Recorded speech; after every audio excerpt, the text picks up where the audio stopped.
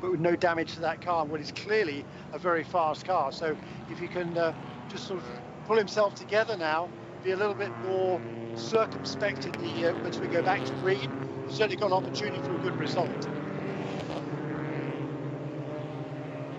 So an exciting first lap with the pole sitter in GS, and overall firing the car off the track. Russell Ward making a mistake. The pole sitter in TCR with an ECU problem, as reported by Shea Adam, our VP Racing Fuel pit lane reporter.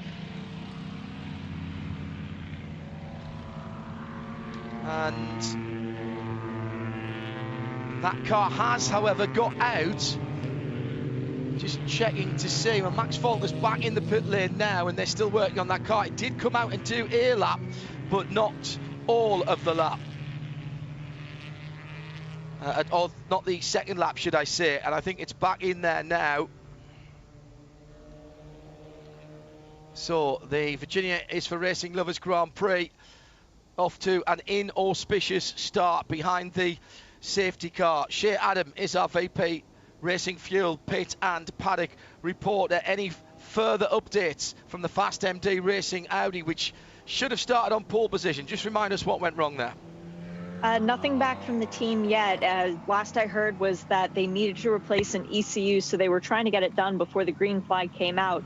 The car has now gone back into the pit lane. As you said, this is their third trip to the pits in the race, and or second trip to the pits, and they've only completed 2 laps. So it's been a difficult day so far, but I am trying to get a hold of James Vance. So James, if you can hear me on the pit wall, please text me back, please. Hello to everybody listening in on the very effective PA around the ViR circuit. And there goes the Fast MD health car. Liquid Moly supported number 23 Audi, the distinctive 4-cylinder rasp of that inline turbocharged 2-litre engine. So by my reckoning, Jeremy, they are still right on the end of the lead lap in TCR. So they've actually done a pretty good job. That's their second lap. They got out before the safety truck came around. I'm not sure I can call a BMW a truck, actually. It's an SUV. It's an X5M competition, actually, so it's fairly tasty. But I think they've managed to stay on the end of the lead lap in TCR, Jeremy. Good work. Using a bit of stock car and oval type tactics there. Do some of the work, bring it back in, do the rest of the work, get it out again. Yeah, if that's the case, certainly you've got to hope now that it can run cleanly and it can run around quickly, and either come into the pits again if it needs some more work, or rejoin at the back of the field. But he's got almost 3 miles to make up, so he's going to have to get a move on here. But we're certainly not going to be going green, I don't think, for another lap or two. The last time we saw, there was still, the safety car lights are still on. Well, they probably wouldn't go off until later in the lap, actually, but it looked like they were still working on getting those 2 cars out of the way. So I think it'll be another opportunity to get the number 23 car running the way it should be. So if you are just joining us on IMSA TV, you've missed absolutely nothing at all, other than the pole sitters hitting trouble, one before we even got out to the formation lap, and one, well, really before we got round the first corner. Here's how they stand behind the safety car at the moment as they're going through the climbing S's. It's Turner Motorsport and Robbie Foley that leads for BMW in the number 95 car. Multimatic Ford Mustang in second for Scott Maxwell, the number 22. The 60 is Nick Stacey for Core Motorsports in the Aston Martin. Then the Audi of Carbon, Tyler McQuarrie, the 39. That's the dark grey car. Archangel Motorsports are next with their very, very bright highlighter yellow Porsche 718 Cayman GT4. Alan Brynjolfsson behind the wheel of the number 7. Then the Mercedes of Riley Motorsports, that's the number 35 car, and that means the top 6 are 6 different manufacturers before we get the first repeat from Team Hardpoint, the number 30 Audi R8 GT4, Rob Furriol driving that. Murillo Racing and Jeff Mosing is in 8th with the 56. That's the Tangerine Mercedes AMG GT4. Sheena Monk has moved up to 9th in the Motorsports in Action, or the MIA McLaren 570S GT4. That's the number 3, and making up the top 10, BGB. It's BGB actually, but just reminds me of a well-known fashion outlet in France. BGB. Porsche 718 Cayman GT4, and that number 38 car winds up the top 10. So it's been a bit of a change and a shuffle around as well in TCR, because without the Audi, it's become a Brian Herder Autosport with Curb Agajani and Hyundai Velosterfest, with Gabby Chavez in the 33, leading Mike Lewis in the 98, leading Harry Gottsacker in the 21. Chris Miller is the first non-Hyundai and must feel a little bit outnumbered in his Honda Civic TCR number 37, because he's got another two Velosters sitting behind him. Alex Papadopoulos for 47 Motorsport in the 47, and then the Brian Herter Autosport Hyundai number 29. Then it's the Audi of Michael Johnson in the JDC Miller Motorsports 54. Then Mike Lamara in the next of the Hondas, the 73. Then Gavin Ernston in the Roadshagger Racing Audi, that's the 61 dark grey car. Max Faulkner, Fast MD, should have been on pole, back into the pits again as we go back to green. So he is going to drop a lap now as we go back to green flag racing.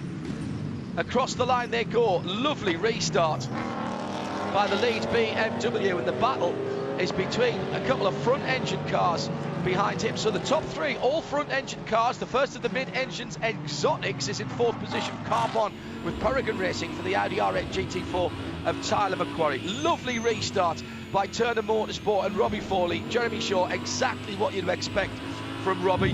Didn't let the pressure get to him, and hit the most of his advantage. Yeah, indeed so. And just a hats off here to Alan Brindley-Olsen, who's running in the 5th position in car number 7. He had his career best qualifying effort this morning, was the first thing this morning for Alan Brindley-Olsen. Put that car 7th on the grid. That car has been super fast this weekend, as has the other Porsche 718 Cayman, number 38 car, which Jan Halen will drive later on. So Alan Brindley-Olsen has that car in a good position now, and he's been working super hard with Trent Hinman, his regular co-driver and former series champion, of course, with that Archangel Motorsports team. And the goal for Alan Brindley-Olsen is to bring that car number 7 back to the pits after his first stint in the good position, nice and clean. That's exactly what Brindley-Olsen is doing at the moment. Doesn't have a lot of experience in this sport, but doing a fabulous job in that very distinctive car in 5th position.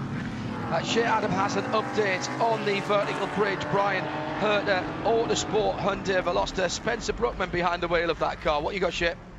We saw some white smoke coming out of the left rear of that car under the safety car situation. The team is evaluating whether or not the tire has some sort of an issue. So they're trying to figure out if they need to bring it in. But right now, it is the last of the Hyundais running out on track in the 5th position of the Hyundai Cup.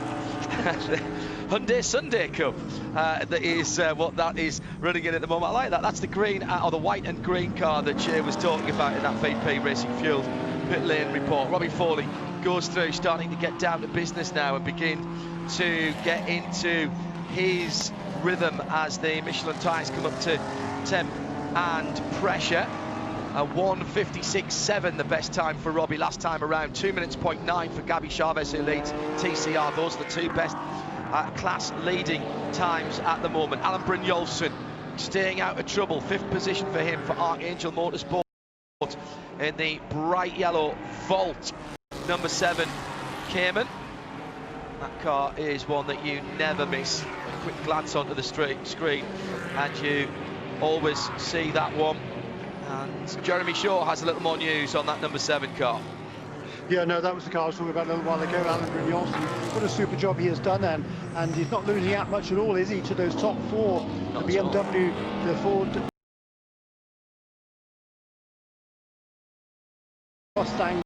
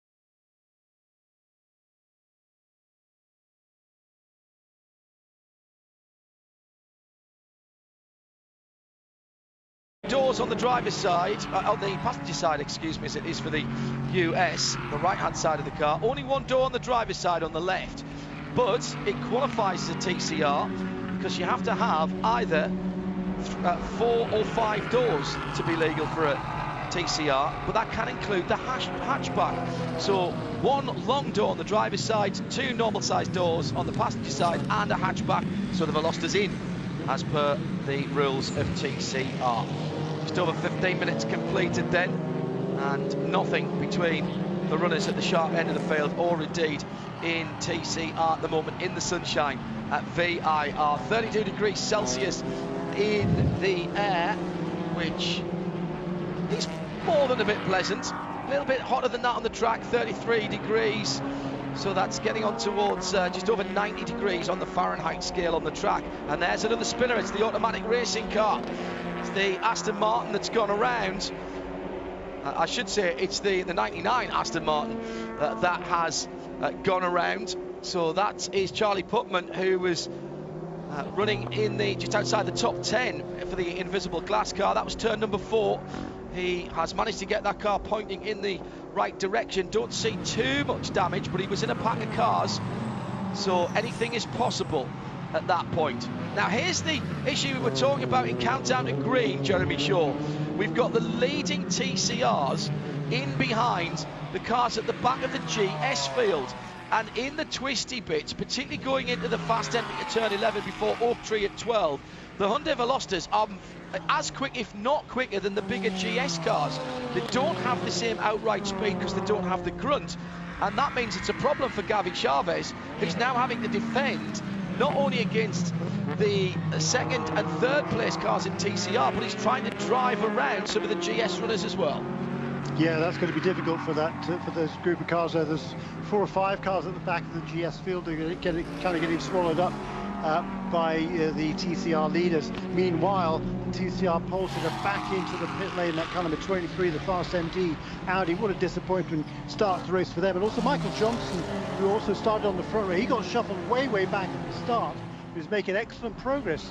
He's up into 4th position in TCR in car number 54 right now. If you're watching and listening, hello to Sarah Rigby. Try that link again, Sarah. I've just tried it. It's fine on the Radio Le Mans link for the video. At RSL, at IMSA Radio is where we are at the moment. Declan Brennan tuned in as well, one of the army of media types who are able to do their work from the track at the moment, and who is helping so much for us to do our work, because we're not allowed in the paddock either, of course, due to social distancing regulations. Right, Jeremy, what's going on at the front of the field? Foley, absolutely metronomic at the front of the field. Another quick lap, 1:55.7, pulled out to just over half a second now.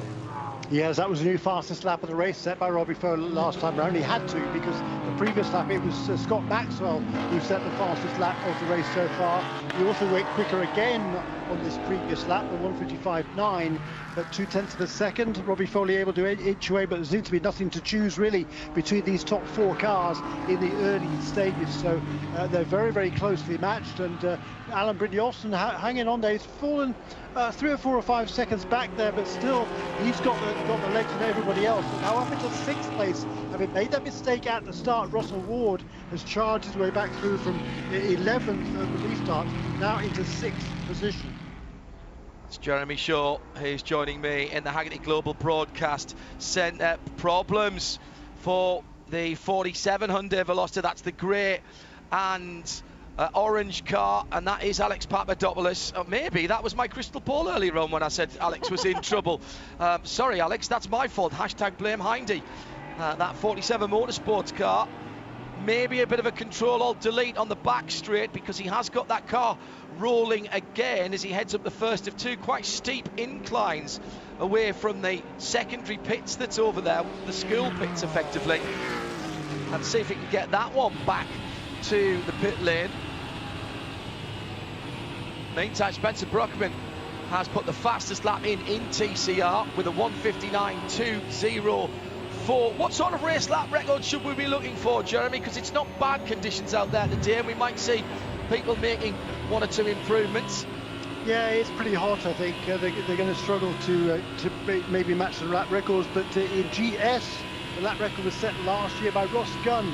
Remember him, a one-off appearance in the Aston Martin AMR Advantage. A 152.7 is the race lap record for GS, and in TCR the race lap record is a 156.597. That was set by Stephen Simpson also last year.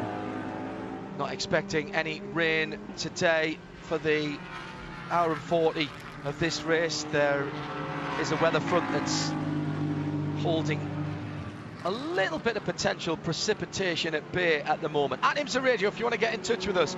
Great looking racetrack, fabulous looking race. And at the sharp end of the field, the Motorcraft Ford Mustang in second place is fighting off Nate Stacey. That's Scott Maxwell and Nate Stacey who are battling. They've dropped about a second behind the blue and yellow Turner Motorsport BMW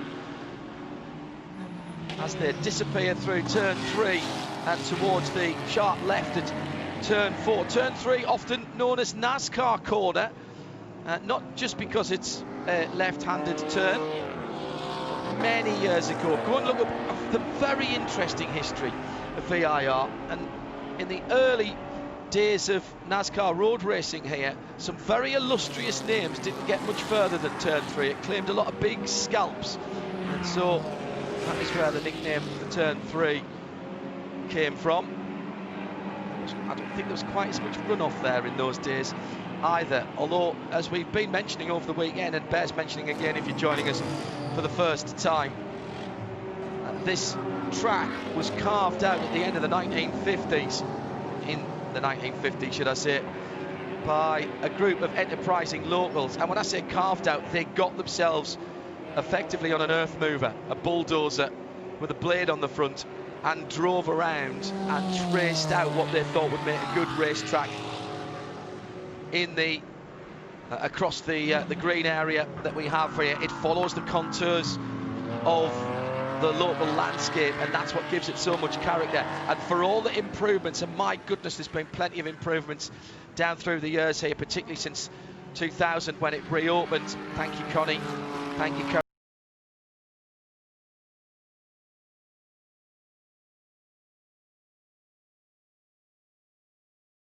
Old school, but sometimes that conjures up the wrong ideas, doesn't it? Because there's nothing old-fashioned about this circuit. It's just challenging, and all the facilities are top class. Well done to all concerned, and hopefully we'll see you properly in the near future. Dark grey number 61 running 8th, Gavin Ernstone for Road Shagger Racing, sitting in elegant isolation at the moment as he crests the top of the rise. Another fastest lap for Brockman, gets the TCR lap time down to a 58.6 at the head of the field, a 55.2 as Robbie Foley goes even quicker in the 95 BMW. Jeremy, before I'm going to anticipate the tweets coming in at IMSA Radio, what are we expecting as far as pit stops and how many stops it'll take for the GS and the TCR cars? Oh, hang on a second, I'll come back. Gavin Ernstone has got a left front puncture, and that's why he was in elegant isolation, but he has got it back to the pit lane. She'll keep an eye on that. What are we expecting in terms of more standard pit stops than the one that Gavin's doing at the moment? Yeah, I think we should be able to make it on 2 pit stops during this race. So the first one will be 45 minutes or a little bit after that. That is the minimum drive time for this is a Pro-Am category, so there's a Pro driver and an Am driver. It has to be the lesser experienced drivers, at least in TCR, that starts this race. Actually, it doesn't seem the series, does it? But scratch that. But it's a 2-driver race. You can start whoever you like, in actual fact, so scratch that comment. As we see that pit stop taking place with number 61 car. But every driver has to be the minimum of 40 minutes during this race. And there's some teams out here that have definitely Pro-Am. For example, Alan Brynjolfsson, he will want to hand over that number 7 car to Trent Hinman as quickly as he possibly can, so he can't do that until after 40 minutes have expired. And by the way, Brynjolfsson's just lost a position to Russell Ward. He's now coming under a little bit of pressure from Jim Cox. That is the battle now for 6th and 7th positions. Jim Cox has made up a couple of places over the last few laps. Shit. That looked like a left front tire change only for Gavin Ernstone, who, with his co-driver John Morley, were looking for a very strong finish here last year when a big accident actually brought those hopes to an end. So they're hoping to put the head down and get Gavin the rest of his drive time before handing over to John. Another Audi that's been struggling with issues all day is the Fast MD car. They did change the ECU, but it is still a sensor issue that's plaguing that car. So Max Faulkner back in the pit lane. The 23 has only completed 3 laps of this race, and they are still working with Audi to try and fix whatever's plaguing that car. Adam, with that VP Racing Fuel pit report coming down to 90 minutes to go. Our prediction, if it stays green, and there's another hashtag blame Hindy, is this will be a 40 lap race. Excuse me, will be a 51 lap race. So that means 40 to go. So start thinking about how you're going to break that up. And that's what the teams will be doing. They run the software as well. They'll be breaking it all up as the battle for second and third continues. And looks to me as though the Aston Martin has managed to sneak ahead of Scott Maxwell. And the Carbon car is right up the tailpipes of Scott Maxwell as well. Let's just confirm that visually as they come across the start-finish line. Yeah, Nate Stacey does go through in second, with the Ford Mustang GT4 now third. So a position made up there, Jeremy, that time around by Nate Stacey. Yeah, and he's got the hurry on here as Nate Stacey. Robbie Foley beginning to disappear up the road a bit. 2.8 seconds now is the lead for Robbie Foley, who's just set a new fastest lap of the race, although behind him, back up into 5th place now, is Russell Ward. He has just gone purple. 1:55.023 for Russell Ward. He's trying to chase down Tyler McQuarrie, who's at the tail end of that lead. Well, three car battle for 2nd place now, with Stacey ahead of Maxwell, then McQuarrie in 4th position. Russell Ward is 5.5 seconds behind that battle in the 5th position in the pole sitting car.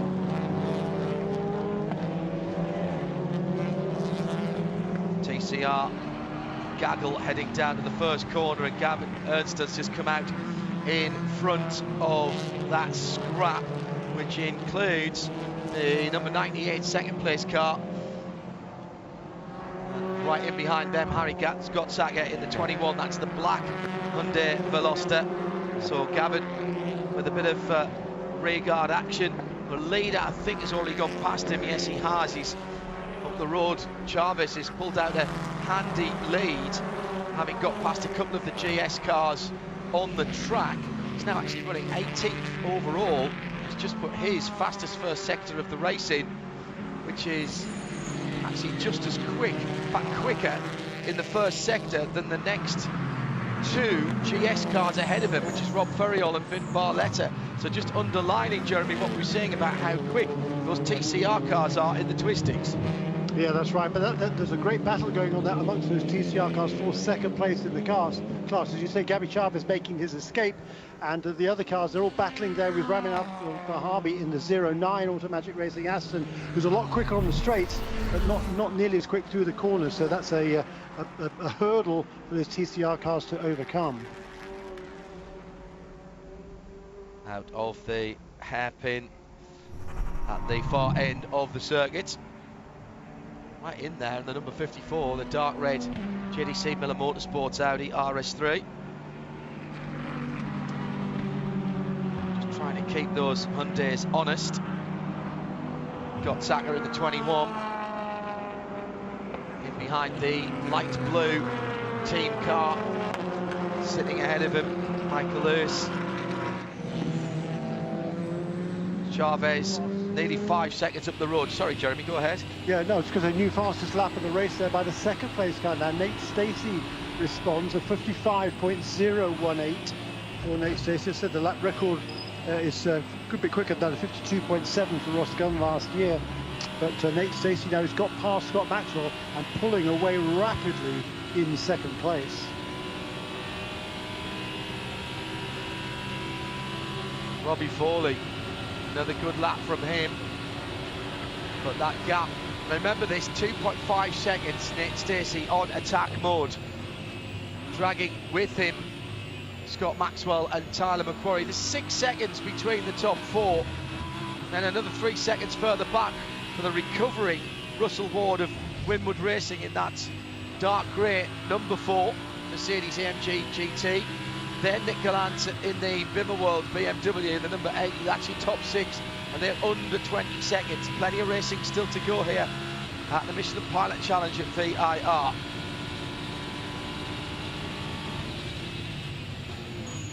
At IMSA Radio if you want to get in touch with us, by the way. Sorry, Jeremy, go ahead. Yeah, yet another new fastest lap. It's now Russell Ward again in car number 4, who's got down to the 154.717. So he's continuing to close on Tyler McQuarrie.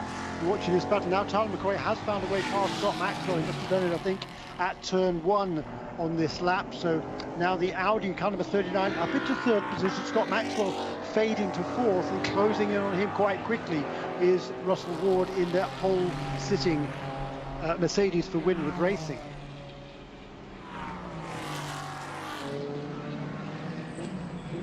Gabby Chavez now up to 18th position, leading the TCRs from Lewis, Gotzacker, Brockman. They're all Hyundais. Johnson the first of the Audis. Remember, we started this race with a bit of safety car, so it will push the fuel window just a little bit. We've had half an hour of racing, and it's Turner Motorsport that leads by 2 seconds. Robbie Foley making the most of his opportunity, and a good restart as well after that first safety car intervention. From Stacey McQuarrie, another 5 seconds further back for Carbon, then Maxwell half a second away, and Russell Ward, the man charging at the moment, as Jeremy said. Russell can be a bit of an enigma sometimes, Jeremy. There's no doubt about his speed.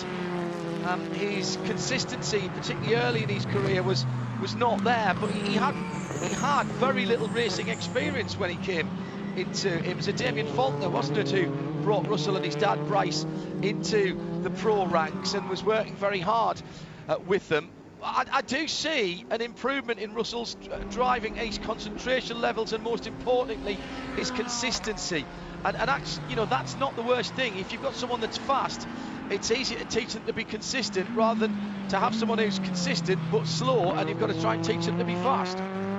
Yeah, that's true. It's if the speed is there, you can normally calm it down a little bit, but that's still something I think Russell still needs to work on, clearly, with his mistake at the first corner. But still, he's worked his way nicely back through the field. He's set the fastest lap of the race, and he's now right on the tail of the battle for 3rd, with Tyler McQuarrie having got past Scott Maxwell, and then Russell Ward is right with him. Also up into 6th position, a really good one for Nick Galante.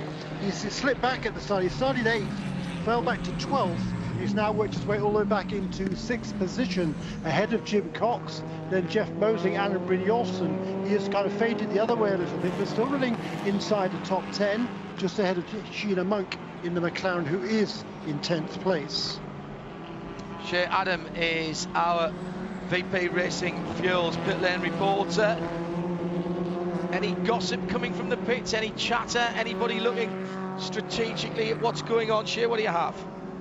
We are 5 minutes away now from the pit window opening, from minimum drive time having been met, and there are some teams, particularly those in TCR, who will not be coming in as soon as the window opens. They're going to extend this race and split it directly in half. Now, I don't want to give away any trade secrets as to who's told me that they're going to do that with their strategies, but I will say that it has been from more than one team that they are just doing it 1 hour for you, 1 hour for you. Keep it nice and simple and fair between their drivers. Thank you, Shea. Just keeping an eye on these times and how quick can Russell Ward close in. Answer very quickly indeed. He's only half a second now between him and the Multimatic Ford Mustang. He has that fastest lap of the race a couple of laps ago. He's closed in to within 10 seconds of the race leader now, Jeremy, considering how he went off the road early on. All right, I know there's been a safety car, but it's a good drive back. He's got to keep his head down, keep that concentration. That's right, he's got to find a way past Scott Maxwell too now, because Nate Stacia, he's the guy who's on the charge in the last few laps. He was almost 3 seconds when he finally got past number 22 car of Maxwell 5 laps ago. Nate Stacey The gap between himself and the race leader was 2.8 seconds. It's now down to just over a second, actually a little less than a second as they go through the next split point on this racetrack. So Nate Stacey in that core Motorsports Aston Martin is homing in on the race leading Turner Motorsport BMW of Robbie Foley.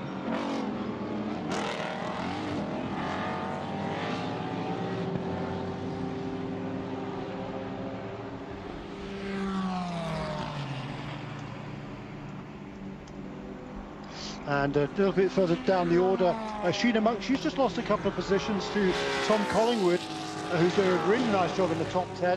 Bryce Ward also now up to 11th place. Sheena Monk down to 12th. Then James Pezic to Tim Probert, Vin Barletta, and Frank Depew, who's doing a pretty good job in the Rebel Rock Racing Chevrolet Camaro. He's had various incidents in the other races this season, but that car is fast. Robin Liddell showed how quick that car is in practice yesterday, and Robin will be chomping at the bit, I'm sure. That number 71 car will be one of the first cars to come onto pit lane once the pit stop window opens, which is about 3 minutes from now, about 3 minutes to go.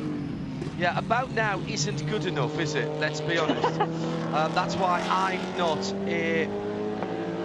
That's why I'm not a team manager.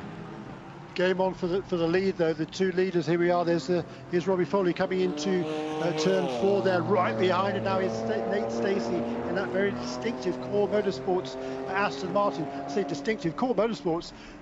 They'd run nothing but forwards. I mean, Dean Martin there and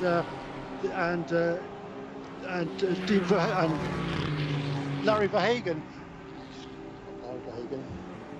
Larry Rehagen. They've run forward for years and years and years. They switched to the Aston Martin last season, and that car is running absolutely beautifully now. They've had a great start to the season. Nate Stacey and Carl Marcelli came into this championship, into this 4th round of the championship, just 3 points behind the championship leaders, Tyler McQuarrie and Jeff Westphal. They start off the season with a 5th place finish. They've been second each of the last 2 races, running 2nd place again right now. That's Nate Stacey in car number 60. Yeah, it's been a good run to the front for that multicoloured Aston Martin, pink, blue and white. And he has got the leader in sight now. 1:54.622 last time around is that new fastest lap. Tyler McQuarrie up into 3rd. It's got ahead of Maxwell then. Russell Ward still right on the tail of the Multimatic Ford Mustang in that battle, which is now for 4th position. Going to be another lap for the leaders. They go across the line now.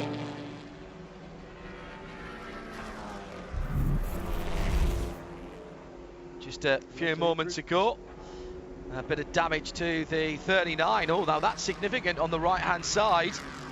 And was there another touch there going? No, it's the 93, excuse me. We're in the same colour scheme. And that's one of the carbon Audis, the 91, running into the TCR Audi into the first corner. That was the Gavin Ernston car. But he's had a really difficult opening stanza to this, Jeremy, with the left front tyre issue and then being attacked by the Carbon Motorsports GS, the Audi R8 GT4. It's the Mark Siegel driven car, and that will be being looked at by the race stewards. Meantime, front of the field, back to the battling that we've come to expect in this championship as they climb towards the far end of the circuit from the pit lane. And that very quick entry to turn number 11 before the Oak Tree turn at 12.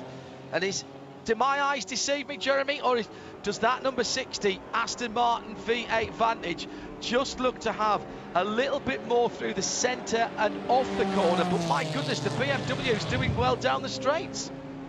Yeah, it is, isn't it? There doesn't seem to be an awful lot to choose between them, but the Aston Martin is looking after its tyres really, really well. It's certainly running, you're late into a stint now, but having said that, Robbie Foley, he just turned his best lap of the race last time around. That's 18 laps in the books, and he's going quicker than he had before. 1:54.8 last time around for Robbie Foley, the race leader. Now he's going to duck into the pit lane. There's already been one car onto pit lane. That was the number 71 car, Frank Depew, to hand over to Robin Liddell. Now the second of the cars to go onto pit lane, our erstwhile leader, is Robbie Foley.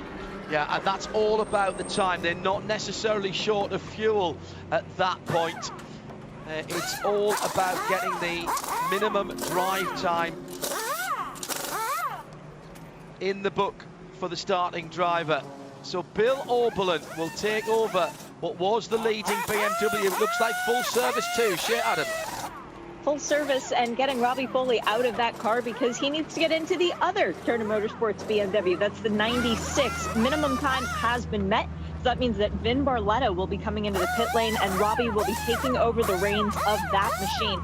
Fuel and tires for them. Fuel and tires also, as well as a driver change for the 22 Multimatic Racing Ford Mustang. This car which lost 30 kilos, as was BOP between the last two races. And it's Seb Priaulx, whose father last raced at ViR about 6 years. Well, Andy is here, but he is not driving this weekend. He's being the good karting dad.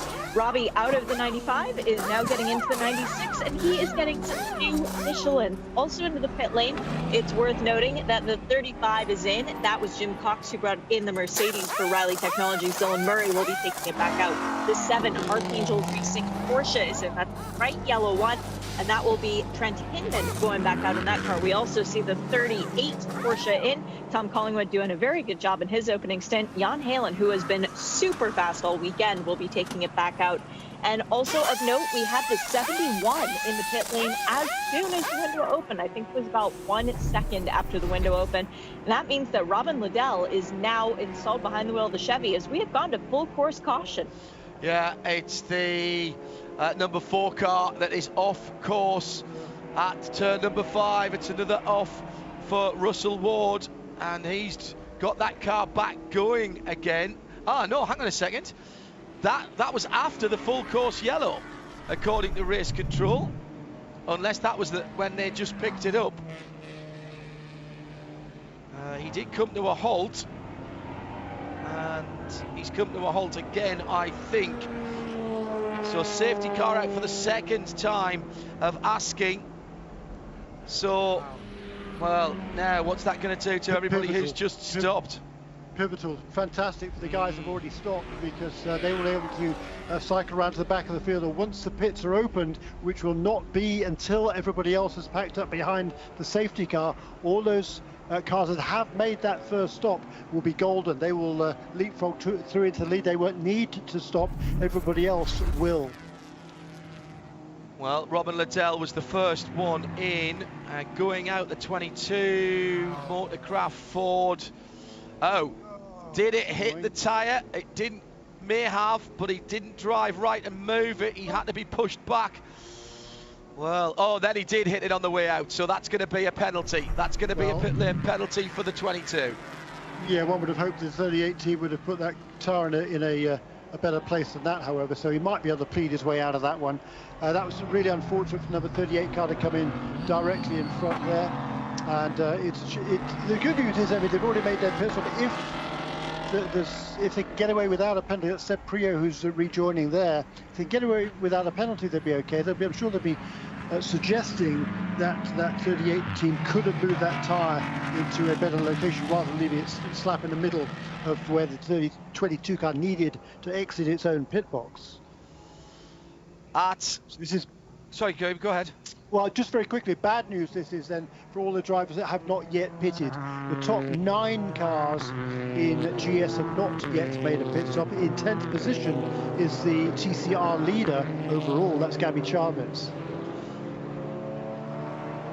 So it was indeed a full course yellow. I'm having this confirmed from race control. It was the 4 that brought out the full course yellow. Just looking at the race control channel, it was a moment or two before the car was identified. Full course yellow being put on the race control channel first, of course, because that's the most important thing. It only helps me to know which car it was and where. I don't see any damage to that Russell Ward car. So, and the fact that it moved and then stopped, I wonder if there's some underlying problem there. May have been caused from when he first went off the circuit, or maybe something completely unrelated. But having had the elation, Jeremy Shaw, of pole position, it's gone sour very quickly for Winward Racing and for Russell. in that car. Pits are open this time round for GS. Takers from everybody at the front, Jeremy, I'd expect. Yeah, yes, I would think so. We're well into a stint, so I think they don't have much choice. But certainly, the good news is for the championship, 20 laps for the leaders, the top 2 cars in the championship have not yet made a pit stop. But the third place car in the championship has made a pit stop. That's Jim Cox, who's handed over the number 35 car to Dylan Murray, I think. Yes. But for the other 2 championship contenders, there's 3 points separating. They're going to be inconvenienced by this timing of the caution, because they are going to go right to the back of behind all those cars who've already been onto pit lane. Shea Adam is watching a very busy pit lane as the GS runners get the first shot at a pit stop.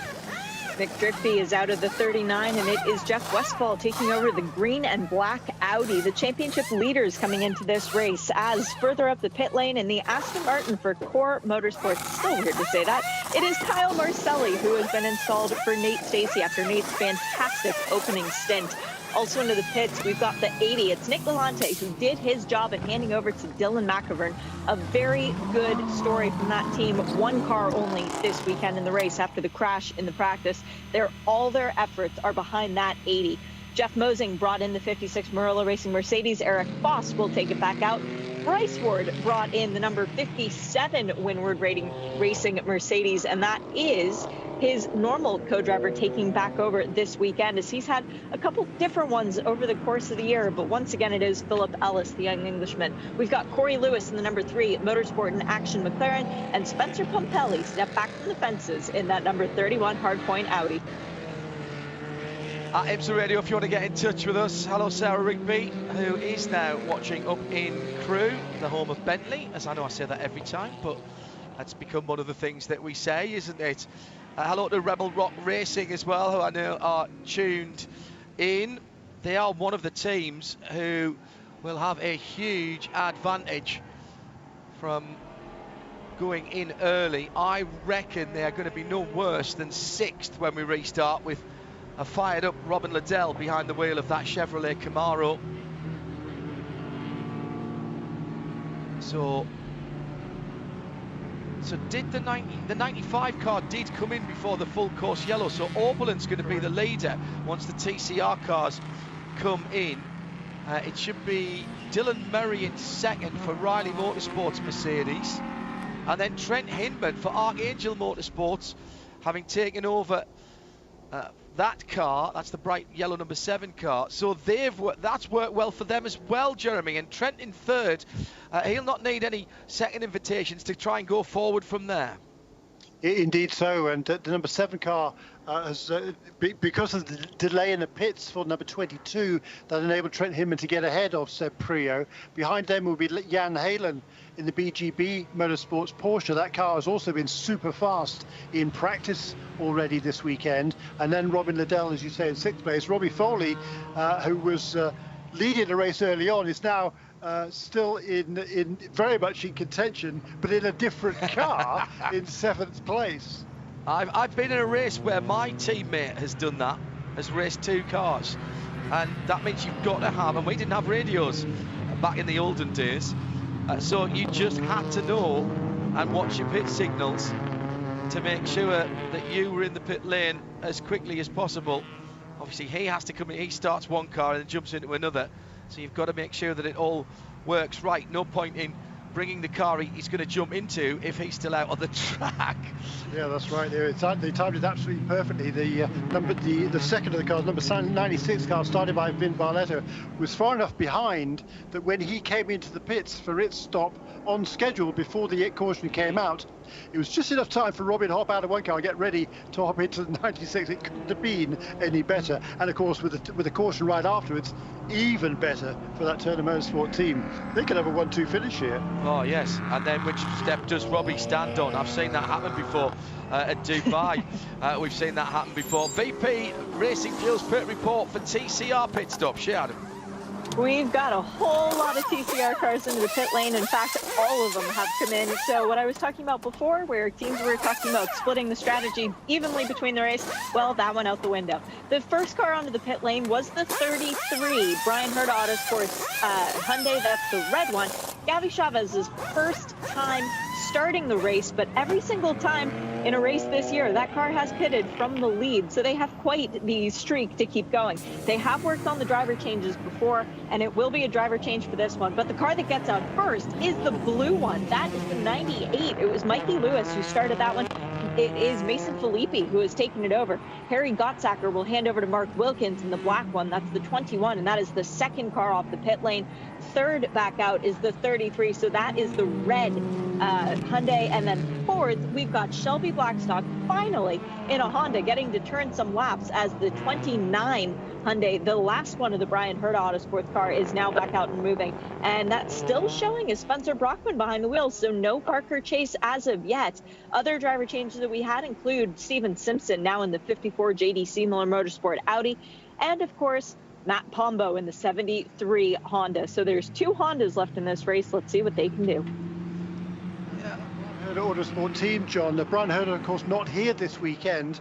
He's got another duty to perform, well, right now, actually, fairly important. He's in Indianapolis, hoping to guide one of his cars to its third victory in the Indianapolis 500. It was Marco Andretti that qualified on the pole, so Brian Herta is not here to oversee the team this weekend. And we'll be all catching up on that as a team. That's what DVRs are for. As a team, we'll be catching up on that later on. I'm about 35 minutes into the pre-show in the gap that we had between our broadcasts. Just time to grab some excellent homemade meatballs for a quick snack before we came back for the Michelin Pilot Challenge. And I fear another late night coming on. It was after 3 in the morning before my head hit the pillow yesterday, after an extremely long day of racing here at ViR and with our other broadcast commitments. Do you have another race to comment on, John, after that? I know you had some before it. No, it was all before. Okay. Fortunately, there was no hold-ups in the Barcelona race that we were covering as well. I just can't find that I can go straight to bed once I've come off a race that was as exciting as the WeatherTech race yesterday. So I sat down and had a snack and caught up with a bit of motorsport that I had on. I was going to say I have on tape. That really dates you, doesn't it, when you say that? That I had on digital. Coming back to green flag with just on an hour and 6 minutes to go. Time to turn up the wick, turn up the sound, and turn up the excitement level as we go back to green flag with Bill Oberlin leading out, the man who has more race victories in IMSA than any other driver. He sits alone but never aloof on 61 victories. Will he get number 62 today? Well, look what happened to Corvette. They were looking for the big victory for such a long time in terms of getting their 100th IMSA victory in the IMSA WeatherTech Sports Car Championship. And since they've got that, they've not been able to stop winning. Is that going to happen for Bill Oberlin as well? With the monkey off the back, as we talked to Robbie Foley yesterday in our Michelin post-race tech programme. The whole team breathing a sigh of relief. They like to go out for tacos when they win. I can't imagine it. That double taco Sunday if they have 2 victories. I can't even begin to explain how that's going to work for Turner Motorsport and Will Turner and the rest of the guys. But it's Oberlin that leads out. Awesome restart. Fully a second on the rest of the field. Then it's Murray, Hindman, Seb Priault. She's saying that Andy was here but not driving. No, he is driving. He's driving the Ford F350 that he bought with the 5th wheel to pull the big motorhome RV that he bought. And those guys are staying over until about November to make sure that Seb can fulfil his motor racing commitments. Then it is, as Jeremy said there in the background, Jan Halen for BGP Motorsports. And all of those first 4 or 5 cars setting cracking sector times off the restart. Meantime in TCR, side-by-side action for the lead. Mason Filippi and Mark Wilkins. Mason in the eggshell blue Hyundai Veloster N. Fortunate enough to sample recently the close cousin of this car, the i30N Fastback. i30N Performance Fastback, 275 horsepower in a street car from a 2-litre engine with an electronic diff, and it has got a Rice Krispie setting on it as well, which means it does snap, crackle and pop every time you lift off. It sounds like a Group N rally car. Absolutely fantastic thing. Totally fell in love with it at under £30,000 in the UK, and that's the same platform that these cars are based on. The Veloster, the i30N hatchback and Fastback all sharing the same running gear, and that's why the TCRs run in different shapes depending on where they are in the world. The Veloster N available in the States, whereas the i30N hatchback is not at the moment. Now let's head back up to GS. Bill Oberlin trying to get away from the battles behind him, but go down to the lower edges of the top 10, and Robbie Foley in Turner Motorsports 96 car now is in 7th from Kyle Marcelli for Core in the Aston Martin Vantage. They're coming out of Oak Tree now, and right in behind them it's the 40 PF Racing. You can't miss that one because that is the pink Mustang, and behind that actually Eric Voss is not that far away, and neither is Bryce Ward for Winwood Racing. And then we've got Corey Lewis for Motorsports in action, and then we've got Spencer Pumpelly for Hardpoint. They're all line astern, Jeremy. Yeah, it's tight out there, it really is. We saw at the restart that Trent Hinman had a look on the inside of Dylan Murray at turn 1, wasn't able to make that stick, and Bill Oberlin leads this race therefore. You talked about Bill Oberlin's record streak yesterday, or most top-class American sports car races. This won't count for that. That was just for the top-line IMSA races. This won't count towards that number, but it'll still be another accomplishment for Bill Oberlin, who's been super successful in everything he's ever done, and he'll be looking today for victory number 16 in this championship, and this is his 99th start in the Michelin Pilot Challenge. Oh, so we'll have to remind him of that next time out. Yeah. And Ryan Eversley is making his 100th start, by the way, in this race, although I think is his car out. Yes, Taylor Hagler was out early on, so unfortunately won't be a successful celebration. So I have a question then, a statistical question, Jeremy, on that. So as he didn't get into the car, and I'll come to the car that's off in a moment, does that mean that doesn't count for his 100th start? No, that's a very good question. In this series, I'm actually counting that if it's 2 drivers, then they do count as a start, in actual fact. But there'll be an asterisk, certainly. Right. We're back to full course yellow. Turn 1 being a scene of a few incidents this weekend, and once again a car has gone through the first layer of the retaining tyres, or at least the tyres that are meant to slow them down. That's an extremely fast place to go off the circuit, and it's a Hyundai for sure, and it went off at unabated speed and got through to the second layer of that. And is that the 47 Motorsports car? I think it is. I think it is Alex Papadopoulos, isn't it? I can barely see it through with the tyres that are around it at turn 1. We've already got a safety crew there, and with spot on an hour to go, it's the green and orange car, so that is Alex Papadopoulos. So I really did curse him without putting him back in the Alpha earlier on the first lap. He's had no luck since. That's definitely a hashtag. Blame Hindy. Turn 1 was the scene of the very scary looking incident on, was it Friday, Shea, or was it Saturday? It was Saturday, wasn't it? The big accident that took the car out of this race. Yesterday morning, correct. There was Devin Jones going off, but he went off a little bit more toward the entrance of turn 1. This is more further along. It's more halfway around the circle almost. There is a lot of runoff there, but it is slightly downhill and it's all grass. But I've never seen so many cars going straight on at that corner in the years that I've been coming here, and IMSA and the American Le Mans Series have been coming here for quite a few years now. Good to see that the AMR intervention Porsche Cayenne S, and indeed one of the IMSA AMR Chevy safety trucks already there.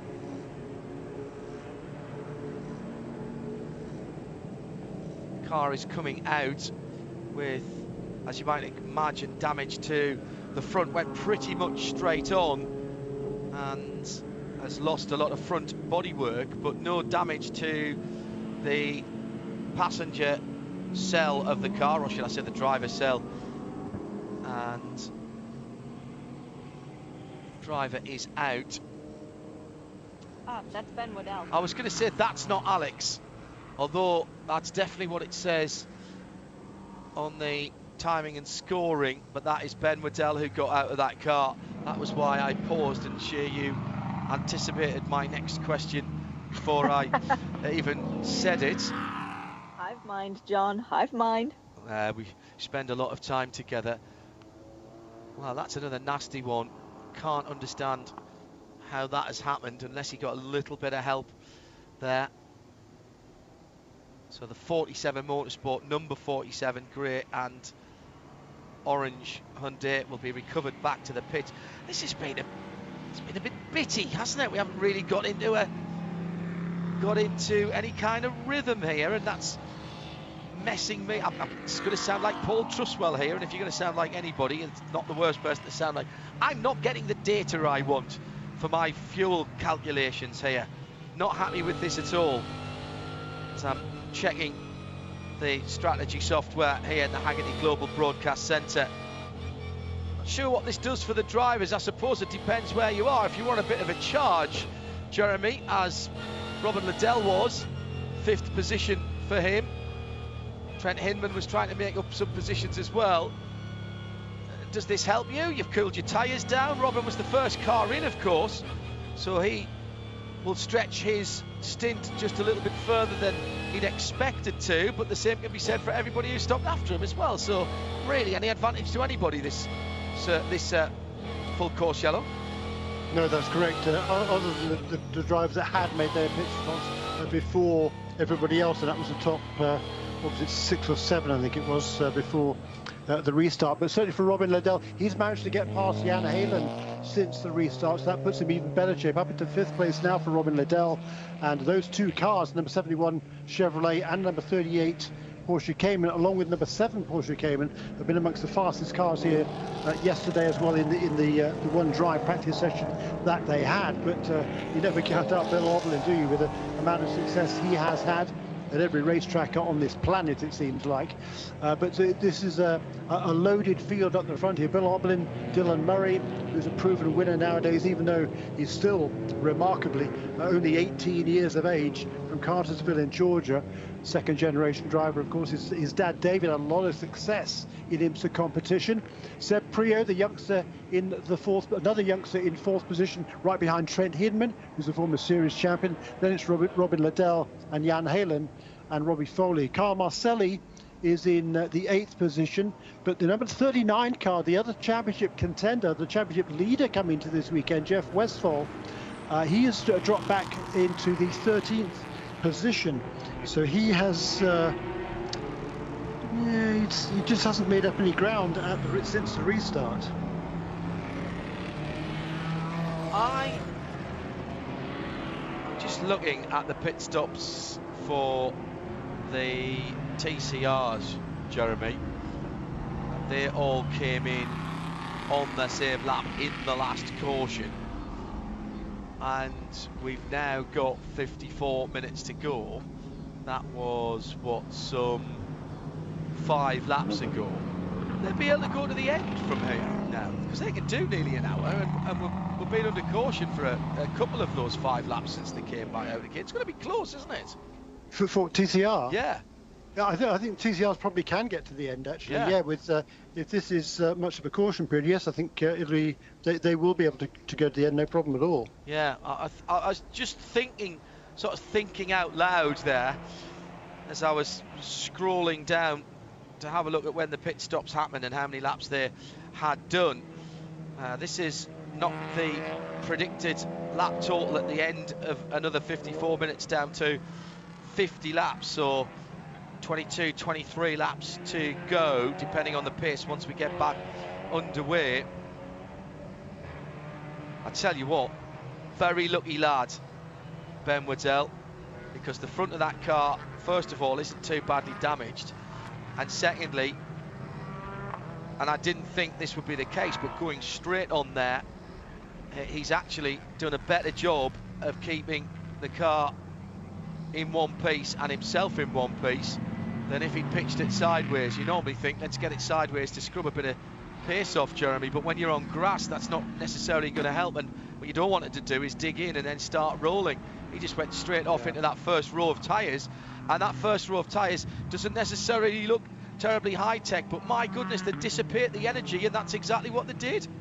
Well, they do, particularly when they are spaced from the Armco barrier that's behind it, and I think there's a gap there, so that dissipates a lot of energy. I mean, if the tyres are right up against the Armco barrier or up against a solid wall, as in many locations on many racetracks, the tyres will still cushion somewhat, but when there's a gap between the tyres and the real hard thing, then that dissipates an awful lot, a lot more energy as well. So yeah, big safety feature there, and certainly for Ben Waddell, he's a little bit lucky in that respect, that he was able to that a lot of that energy will have been absorbed by that tyre barrier. It'll still, however, have been a pretty heavy impact, and he'll feel that in the morning for sure. Yeah, you start to ache where the shoulder straps and the lap belts were. There's very few people who've been out in a racing car who haven't had an incident, whether it was their fault or not, and the bruises will start to come up probably about this time tomorrow for Ben. He'll start to feel it, or maybe on Tuesday morning when he gets out of bed and go, oh, hang on a minute, I don't remember. Oh, look, I've got these lovely bruises coming up here over the shoulders. I speak of what I know. 51 minutes to go. Shea Adam, the safety car lights are out. Shea just musing to herself if the TCR cars could go from here. What does that mean for the race, Shea? Means that potentially a TCR car could win overall. It's still a big ask. We have a long way to go. Fuel windows are tight for everybody. I've just checked in with a couple of TCR teams, and they said it's going to be close. But I did just get an answer back from Russell Ward as to why the 4 stopped out on track. It was a loose battery ground cable. The car has just come back out of the pit lane, though, so it is back out and circulating. The black Mercedes once again, this time with Indy Bianchi behind the wheel. That makes you want to scream out loud. VP Racing Fuels pit report. What Shea is alluding to is that the TCRs will stay out on track, and the guys at the front set a decent pace, about halfway up the GS field in terms of lap times. But of course, all the GS cars will have to stop one more time to have enough fuel to go to the end. The balance of that is how much quicker in lap times will the front of the GS field be. How far away will they get to offset the time that they'll have to come in to the pit lane? It's not beyond the bounds. It really isn't beyond the bounds.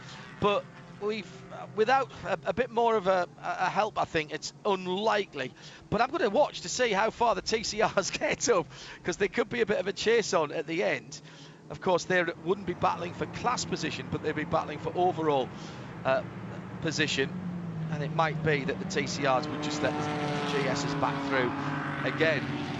Shall we go back racing again so that we don't have to muse about these things? Into the pit lane, the number 71. That's Robert Liddell out of 5th position. I think he's going to splash now for enough fuel to get to the end, Jeremy. That must be surely the thought from that, because I don't see any issues other than that. A new set of tyres, or is it just one new tyre? Shea Adam. Right now they're changing the left front, but I thought I saw the fuel probe attached. The door was open, so a new drinks bottle was going in. They're also changing the left rear. Running around the other side of the car, still up in the air. There was a slight turn of the wheel as it was up on the jack, but I don't think that was power-based. Left side tires only from my eyes, John. Like it. That is a really, really aggressive call, Jeremy Shaw. Yeah. Whilst the field is still bunched up off the back of the caution, they've come in, they've filled it for 48 minutes and 44 seconds of racing. It would be tight, but it might be doable, and with another potential intervention from the BMW X5 competition, that might get them to the end. I like that. I think that's bold. I do as well. As soon as the green came out, the pits are open, you can come in, and that's exactly what that team did. Of course, at that stage, the whole field isn't yet up to full speed. So by they come around next time, they will be. So that was a great call, I think, by the Rebel Rock team. And Robin Liddell, he's going to have his gander up. He's going to be charging hard as soon as he comes out of the pit lane. And the other advantage he's got, Jeremy, he's in clear air right now. All right, he's going to catch the back of the train of cars that was behind the safety car, but in relative terms, if you project forward, he's getting some great clean laps in now. They're at least going to be somewhere close to what the guys at the sharp end of the field are doing. No, well, yeah, he's not going to catch the tail end of the field for quite a while yet. I think he's going to be a long way behind the rest of the pack. So yeah, I think that's a great call all around. And if, of course, if there is a full course caution, everybody else is going to have to come in, and he's not. You have to worry about everybody else, because he is going to leapfrog to the front. Yes, good point. 47. It was about 48-45 when Rebel Rock came in. Side by side, motoring for third and fourth and fifth position, excuse me, Seb Prior and Jan Halen. The tiny Cayman 718 in that green colourway, barely being able to be seen between the BMW M4 GT4 and ahead of it, the Ford Mustang from Multimatic. Prior wins out on that one as he heads up the climbing S's, that sinuous ribbon of tarmac that runs out from turn 5 effectively all the way up to turn number 11. A couple of very quick corners there where on a qualifying lap, even in a GT car, you'll be flat through some of them, a breathe on the throttle for others, and maybe just a little settling touch of the brake for the other ones. And it's knowing which one's which and what you can get away with. 4-car is back in the pit lane, but that's a penalty. Over the wall early, drive through. Robin Liddell, wheel rotation while on the jack stands. Drive through for the 71 Rebel Rock car. I think that's a bit unlucky. I thought that was the crew member spinning the wheel as he took the wrench off, if I'm honest. But that's been reported. I suppose it depends which side you were looking from. But I didn't think that Robin even had that car in gear when that started to spin. There might be. Surely would have had the brakes on. Well, yeah, exactly. Should have had the brakes on. So, God, that's a costly miscue, for goodness sake. That's exactly what that team didn't need. The penalty for the car number 4, who cares about that? That's way off the case, off the pace now. But look, up in the second place on this restart, Trent Hindman was able to sneak past David Murray up into second place, and now Bill Oberlin, who's trying to win for the second time on IMSA weekend. He's done it several times through his career. The most recent time, thanks to Nate Stevens, was Circuit of the Americas in 2013, when he won both races in conjunction with Paul Dalla Lana, who was also 2011 at Homestead. Carbon 39 Audi in from its position, sitting in 16th. Jeff Westphal brought the car in, and a new set of tyres on that. She'll keep eyes on that for the moment. Just hearing, by the way, we were talking about Devin Jones, and from John de Geese at Sportscar 365, Devin, thumbs up picture on his social media, but has had to have surgery for a broken arm and a broken back after his accident yesterday. We wish him all the best, Devin. We miss you. Sure you're tuned in and watching what's going on. We'll be pleased to have you back. Do your rehab, listen to the physios, do the work. There's no other way, I'm afraid. And we wish you all the best, fella. Yeah, what a shame. The 25-year-old from Mooresville, North Carolina, had 4 wins in this championship, and he was having another good strong season. He and James Clay hadn't had any luck at all this year, but he went even worse yesterday with that massive accident. So we do indeed look forward to Devin Jones and James Clay, for whom this was of course the home race for the Bill and World team. Looking forward to seeing them back soon. Just checked in with the 61 crew. That's the Roadshagger Racing Audi. Remember, Gavin Ernstone had a puncture very early on in his first stint. Well, due to some good pit work and some good driving too, they've managed to stay on the lead lap and get back out in the throes of the fight. So currently 8th in the class, but John Morley is out there turning good times, and Gavin said the car is still good. They are looking for some serious redemption after last year being involved in a battle that looked like it was going to take them potentially to a podium finish, and instead lining up with a fairly bent car. They want some champagne this year. Oh yes, I remember that. Well reminded. He's right up at the moment behind the LA Honda World Racing Honda Civic for 7th position. That's number 73 car. Meantime, at the sharp end of the field, there's a battle for the lead. Just the small matter of 3 cars from 3 different manufacturers, with Bill Auble and Trent Hinman and Dylan Murray behind the wheels of those 3 cars. 95, 7 and 35, and they are separated by half a second, and I don't mean half a second between each of them, I mean half a second between 1st and 3rd as they went through the last intermediate. And at the moment it does seem as though the Riley Motorsports, that's the Wins coloured AMG GT4, I was about to say, was pulling a little better down the back straight. Actually, off the back of that, Jan Heelan's right there for BGB as well, having got past Prior. He's closing in, Jeremy. We're going to have a 4-way scrap here. Well, that's right. I mean, we said earlier on there, that's a super fast car. He showed that yesterday, and Jan Heelan hasn't been up at the front end for quite a long time, but Tom Collingwood did a really good first stint in that BGB car, and Jan Heelan is moving that way into contention. Here there is a pit stop for Bill Auble, and this will be for fuel. By the way, Robin Liddell will be keeping himself even more. He just set a new fastest lap of the race, a 1:53.959. As I say, that actually Jan Heelan clips a 10th of a second off that to set the fastest lap in that 3rd place car, number 38. Shea Adam is watching the Turner Motorsport stop. Interesting move by Turner Motorsport, going for fuel only, no new tires for Bill Auberland, so he must be reporting that the Michelin rubber underneath him is still good enough. Waiting now, he's set to go, so 41 and a half minutes to go in this race. Let's see if when Alan Brynjolfsson's co-driver Trent Hinman comes in for Archangel Motorsport, if Mike Johnson decides to throw some new rubber at the Porsche, that could be the difference between the race win and 2nd. Well, they've set out their stall early there, Jeremy. It's a shame actually that the Rebel Rock Racing Camaro had got the penalty, because I would like to have seen where he came out as to be compared with Robin Liddell there. He'd be back out, but he'd be back out. So they're gambling here. This is all about track position for Turner right now. Trent Hinman needs to put in the few laps of his life. Jan Heelan goes purple. That means he's got the fastest lap of the race. 1:53.8 for Jan Heelan in 3rd position. I did notice Robin Liddell has got the fastest middle sector of anybody last time around with a 47.4. Oh, and off has gone the 37 Motorsport Shelby Blackstone in the LA Honda World car, and that was at the top of the hill at the roller coaster and managed to be avoided by those around them.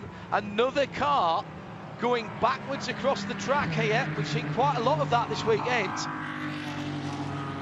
And in comes the leaders, 1st and 2nd. Now this is crucial. It was fuel only for the Turner car, and I'm being told Parker Chase did make contact with Shelby Blackstone. That looks like fuel only. Oh no, tyres coming out, at least for the AMG, and I think for the Porsche. Shea Adam. This is great. This is Bill Riley versus Mike Johnson in terms of the brains on the pit walls, and it's fuel and tires for both of them. The left front tire changer actually just hitting one of the IMSA officials gently on the back with the tire. No harm, no foul. Looks like she was okay. But just now waiting on the fuel. The Mercedes is first back rolling, waiting on the fuel on the Porsche as the fueler is actually standing on the hood of the car, and there's some on the hood to make sure that he's got the extra foot grip. Auberland has gone through and is gone. Yeah, he's got it. He's got it. The Mercedes comes out. Now, and more importantly than that, the second of the Turner cars has jumped both of those other two that came in. He came in behind. That's Robbie Foley, who's normally Bill Oberlin's he's Bill Oberlin's teammate. He drove the other car earlier on in the race. So I'm guessing there, Jeremy, that was fuel only as well for the 95. So they've now got 2 bullets in their gun and track position. So when we were talking about who was against who in the pit stop battle in terms of the brains on the pit wall, we have to add in Will Turner and his team as well, because they've played, for the moment at least, an absolute blinder. As off goes the number 33. That's the bright red Hyundai. Well, I was about to say manages to hold on to it. This was 3rd in class, that car, for Ryan Norman, who's got it back, pointing in the right direction. But my goodness me, right at the top of the S's, he's done very well indeed. Floored the throttle as you do in a front-wheel drive car, and somehow managed to get that car back onto the track without A, crashing into anybody else, or B, losing that much time. Hasn't even got that much grass in the grill because he was going sideways for so long. Halen's in the pits. Amarillo Racing, Eric Voss is in the pit. PF are in the pit. Automatic, Charles Espenlaub now behind the wheel of the Aston Martin. They're all in the pits. Shea will keep an eye on that. Jeremy, brilliant stuff. Absolutely brilliant stuff. We've seen 2 tyre stops. We've seen 4 tyre stops. We've seen no tyre stops. Gotta love this championship. Yeah, it's sensational, isn't it? And I tell you what, he was lucky there was Ryan Norman. He didn't hear anybody, because he was in the middle of a 4-car battle for the lead in TCR. The class is still led by Mason Filippi from Mark Wilkins. Stephen Simpson now will move up to 3rd place in the best of the non-Brian Herd Autosport. They've lost their NTCRs. That's the JDC Miller Motorsports Audi. So Stephen Simpson is very much in contention in this race as well. Of course, that's the car that Michael Johnson qualified 2nd fastest on the grid. So the car is quick. We know that. Michael had a bit of an up and down first stint, but I tell you what, everybody knows as a regular listener my admiration for Michael Johnson. Yeah, paralysed from the chest down. Just fantastic story. It breaks me up every time I talk about it. Yeah, he's just showing everybody that determination, grit, fantastic, great attitude from that gentleman, and I use that word advisedly as well. So of the cars that have made their last stops, I reckon Oberlin and Robbie Foley are the ones at the moment who lead, but they are still behind, as Shea rightly predicted, a whole host of TCR cars. Bill Oberlin has got 3 seconds before he catches up with a line of 6 cars, which aren't spread out by that much. John Morley driving very well indeed, because it's John Morley, doesn't he always do that?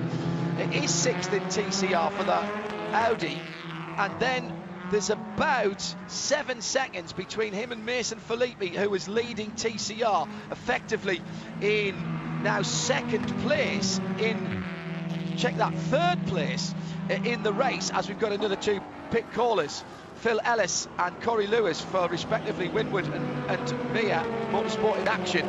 Seb Priaulx has stayed out. Brett Mosing has stayed out in the Ford number 22 and the Mercedes number 65. Then we've got the Hyundai TCR horde.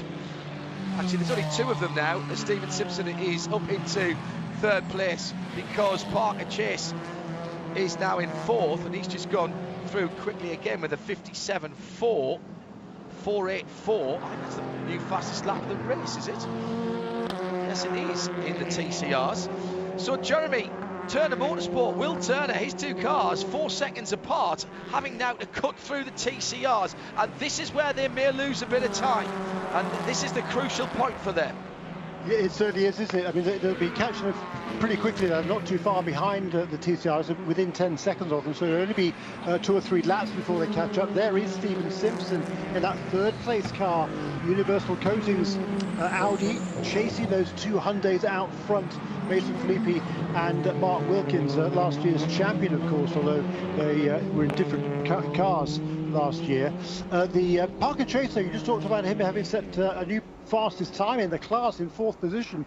That's pretty remarkable when you consider last night he was racing a late model stock car at Hickory Speedway. I can't imagine anything much more different than a late model stock car at Hickory Speedway and here at a classic road course at ViR in a front-wheel drive TCR car. Love it. I haven't seen any news of that contact between he and Shelby Blackstock.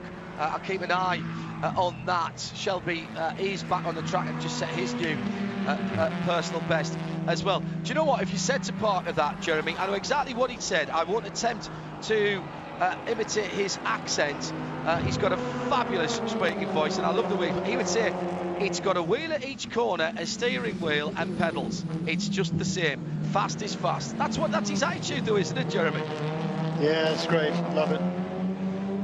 So inside the last 35 minutes now, and we expect the TCR battle to go all the way to the end. We're just waiting for Sebastian Priaulx and Brett Mosey to pit and make their final pit stops. Now, this has been a rather unusual race for GS because of the way the safety cars have fallen, but Sebastian Priaulx now on his 19th lap. That car did 20 laps with a little bit of assistance from safety car, of course, at the start of the race in the hands of Scott Maxwell, his teammate. But I don't think they're far away from having to pit in terms of their fuel. The question will be tyres or no tyres, and is it just a timed stop for fuel? With 32 minutes left, they're not going to need a full tank of fuel, so it will be a timed stop. And then I think the further you go into the race, the less likely it is to put new tyres on, because your car's going to be lighter at the end. In has come the McLaren. Shea Adam is watching this stop. This is not a planned stop, John. He had come in before to do his final service. This is something more sinister. Oh, that's a shame. Corey Lewis from Motorsport in action in the number 3 car. That is his 3rd run down the pit lane, absolutely right. And I could only just see the top of the car across the pit lane arm court. Yeah, he's only been out for 15 laps, did 21 laps of the first stint, that car, albeit aided. No, he was in last lap, John. He was in last lap as well. Oh, really? So that's 2 in quick succession for that car. Correct. My computer hasn't even caught up with that yet. Yeah, so here's Brett Mosey there in 2nd place, just went out of the picture. This is the battle for 3rd place on the road. The TCR leaders then is still Mason Filippi, who leads the race with Mark Wilkins in his wheel tracks, and Stephen Simpson trying to cling on to the tail of those Hyundais in 3rd position. And Mason Filippi leading that category in the 98, the light eggshell blue car, which has almost become the end performance blue, although they seem to have gone to a rather nice flat grey colour recently for the new 2021 cars, for the street cars at least. Mason just put his fastest lap of the race in, 1:57.6, so he's picking up the pace. He is, isn't he? Yeah, good effort there, and got pretty close behind this little group now is Bill Oberlin in the GS, which is currently 3rd place in GS with 2 cars ahead of it yet to make a pit stop. We're a long way ahead. Well, Seb Priaulx is a long way ahead. I don't think he's quite got enough time to make a splash go and get out ahead of him, but it's been a super run for that Multimatic Motorsports Mustang. But what I was going to say there, Bill Oberlin is next up in line, and Robbie Foley, his teammate co-driver, is actually closing in on him. He's got that gap down by 3 or 4 tenths of a second each of the last couple of laps. Yeah, I remember saying it was nearly 4 seconds. It was 3.8 seconds. Now it's 2 seconds. So you're spot on there, Jeremy. And the gap between Seb Priaulx and Bill Oberlin is 45 seconds. And I don't think, as quick and as good as the Multimatic guys are, that they can turn that car around with only a 45-second loss of time by the time he's slowed down coming out of 17, hit the pit lane speed limiter, trundled along the pit lane thinking, oh really, this is super slow. In comes Mosey. Well, let's keep an eye on this then. Out of 2nd position, the TCRs have gone through, Oberlin's gone through, Parker Chase has gone through, Robbie Foley's gone through, so, and he hasn't even got to his pit stall yet. Now, he wasn't as far ahead as Priaulx, in fairness. And Seb Priaulx's just had his best lap of the race, by the way, 1:54.207. That's a really good lap at this stage in the game. It's actually quicker than Bill Auberlin by a tenth of a second. The only guy I think who was quicker on that lap were Trent Hindman and Robbie Foley.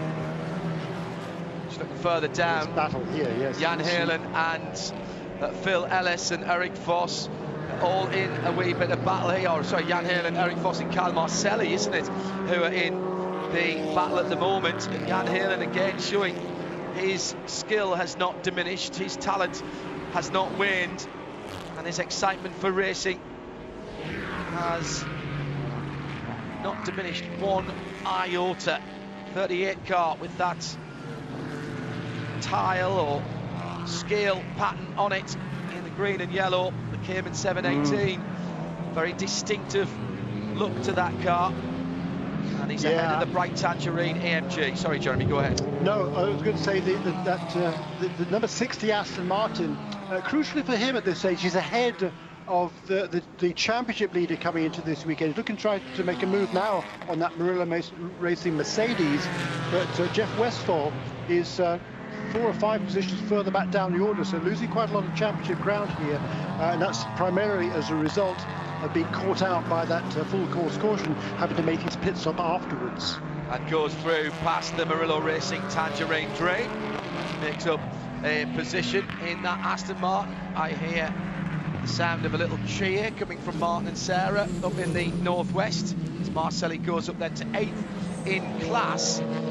Sebastian Priaulx is 45.5 seconds ahead of Bill Auberlin, having taken that half second out in the last lap, but Bill Auberlin's had to fight his way past a couple of TCR cars, but now he's scored in second place. So Priaulx now, with 27.5 minutes to go, where is he going to drop back in? Well, we saw, didn't we, where the Murillo Racing car dropped back in, and he's dropped quite a long way down. Yeah, 45 seconds is the lead that Seb Priaulx has. The longer he can stay out, the less fuel he needs, of course. But there is Robbie Foley also working his way through the TCR leaders. That's just before he got to the climbing S's, and we just saw a flash of the other yellow and blue Turbo Motorsport BMW heading up the hill. So there's only a couple of seconds between those two. There goes one car, and here comes the other one into Oak Tree Turn, and then that super battle for the TCR cars with Dylan Murray working his way through them as well, and Trent Hindman pretty much in their wheel tracks. Just on the situation with TCR, remember they stopped with just around about an hour to go, a little bit more than that, but then we went straight into a full course. We went out of a full course yellow and pretty much straight into another one, so they did not have very much more than a couple of 3 laps of green. And all of them, I'm hearing at the sharp end of that TCR field, took front Michelins only. It's doing the work, of course, both turning and putting the power on the ground. What are the rear tyres for on a front-wheel drive car, Shea? Holding the exhaust off the ground. That's right, keep it from dragging. 22 leads, that's Seb Priaulx for Multimatic. Ford Mustang GT4, the Motorcraft colours back in IMSA Racing. It looks a picture and it's going well at the moment. And Bill Auberlin, I mean, they're trading tenths of seconds here. I know they're not side by side rubbing paint, but they might as well be for the competitiveness that's going on at a 45-second distance. This is so important for young Sebastian, and he's driving very well indeed, having taken the car over from Scott Maxwell. He's got a bit of clear track ahead of him now, and he's got to make use of this. I would think possibly 2, maybe 3 more laps at the outside before fuel is going to be critical. And then the question will be, and the tyres. He doesn't need a full tank of fuel. He's going round at least one more time. Maybe he's got a few more laps under the rear wheels of that car, and more importantly, in the tank. In this 23-lap stint, Jeremy, I reckon there's been 7 laps of caution in this stint. So that will help him stretch, but I can't believe that he can, with 23 laps completed, do another 11 laps on top of what he's done, which is approximately what we're going to go to the end. Yeah, no, I don't think that's probably going to be the case, but he's certainly making the point here as Seb Priaulx. And super consistency at the front of the field. Each of his last 4 laps have been within, maybe a tenth of a second or two. Really remarkable consistency there from Seb Priaulx. He's doing a great job. He got a little bit of a traffic on the first part of that lap on that last go around, but he was actually green for his second and third sector, so he's pushing hard, and that Ford Mustang is working well for Seb Priaulx. Yeah, Shea Adam has this VP Racing Fuel update. Shea, pit delta, how long, what's the time taken to get down the pit lane if you were just doing a drive-through? Should take about 32 seconds, right. Give or take 1 or 2, because it depends on your pit lane speed limiter. But I'm just trying to figure out for Seb Priaulx, if you add on that 32 seconds, he's got a 12-second buffer then back to Bill Oberlin. So I'm trying to figure out how much fuel he would actually need to put in the tank. Well, he's getting, I mean, it's a smaller amount every lap he does, of course. They will know what that is. But it's not just about the time that you spend from pit in to pit out, of course. Shea's said there about 32 seconds, depending on how close to the limit you set your pit lane speed limiter. But you've got to slow down and then speed back up again, and you lose the time of going flat out down the front straight as well. So that's time in the pits. That's not necessarily time lost in terms of your lap time. TCR battle is absolutely outstanding. Mason Filippi running 7th overall with Mark Wilkins pretty much in his patchback boot at the moment. Just about 2 or 3 Hyundai Veloster lengths between those two. Brian Herter, Autosport with Curb Agajanian run cars, and Stephen Simpson's been doing a cracking job. He's keeping them honest, Jeremy, still only a second further back. That's right, yeah. He's only about 10 car lengths behind, so if they get held up through any traffic, maybe he can close in, and closing in on those two and the next couple of GS cars. That's Jan Halen in that green Porsche Cayman. Right behind him is now the Aston Martin of Kyle Marcelli. So this is a super battles going all the way down through. Just looking a little bit further back down the road, Robin Liddell is back to 10th position. Brilliant. In GS, 14th overall in this race, and he's about 7 or 8 seconds, no less than that, 6 or 7 seconds, maybe even less than that, behind that little battle we were watching. Yeah, just on about 5-6 seconds, as you rightly say, Jeremy. Yeah, and it's Eric Voss who'll be his next target. Sebastian Priaulx continues. Hello, Joe. Hello, the rest of the family. Still will be watching, I'm sure. Andy, I know, is at the track, although stays away. Let Seb do his thing. Doesn't have to tell the young man very much, I don't think. He's an absolute natural. Right chip off the old blocks, in fact. I think now that a 4th generation Priaulx who has competed in motorsport, which makes me feel very, very old. I remember seeing Andy's first touring car race where he was plucked out of an unusual form of motor racing, hill climb racing in the UK, multiple champion, and stuck into, I'm going to have to stretch this back, I think it was Alton Park, and I think it was a front-wheel drive Seat, and I think he put it on pole position. In fact, I'm pretty certain he did that weekend, and from then on moved over into circuit racing. Hang on a second, haven't we seen the 33 car spinning down through the S's before? Off again for Ryan Norman, 6th place in TCR, but he's had practice of getting him back on the track from there, so he knows what to do. He doesn't need that, because he came into this race second in the points behind Harry Gottsacker and Mark Wilkins. So these offs are certainly going to cause him. Side-by-side action. Sorry, Jeremy. No, that's good. To break in with an exclamation like that.